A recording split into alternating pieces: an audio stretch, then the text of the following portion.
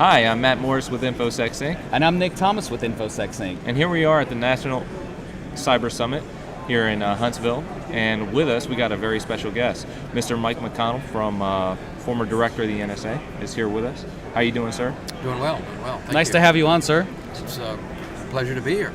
So we recently sat through your speech. It was a very good speech. Some people were scared about some certain things you said, but could you expound upon to the viewers and listeners the gist of what you talked about and what cyber means and where you see it going based on your experience? Well, if only some of them were scared or frightened, then I failed because I was trying to make them all that way. My premise is it's really bad and it's going to get much worse, and we've become digitally dependent. So we need to think about it in new and creative ways. So the argument I was trying to posit is we need to think about it in policy, strategy, legislative level, change the landscape. We're going from Internet Protocol version 4 to Internet Protocol version 6. Mm-hmm. And so instead of billions of things, it's going to be multiple trillions of things connect to the Internet. So it's going to keep transforming us. It will continue to have benefit, but it's going to add increasing vulnerability. If we don't address that, it's going to be to our downfall at some point in the future. Excellent. So do you have any insight for Admiral Rogers going forward, a way to help him out at all?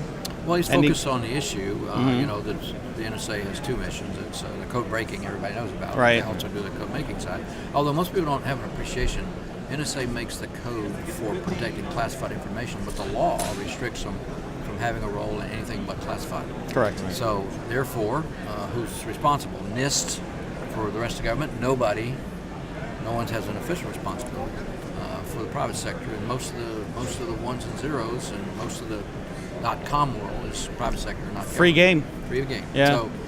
So we haven't matured in our understanding or our level of appreciation about what it is we need to do. I'm arguing the vulnerability is increasing, and we need to address it at a national level and an international level to make internet service all of us that's robust, secure. There's attribution, there's confidence, and it's not something that can be easily manipulated. So that's a tall order, and some nations would rather keep the internet the way it is so they can spy on their own citizens, and that's kind of the debate we're in. Somebody's going to have to step up and lead that for the world.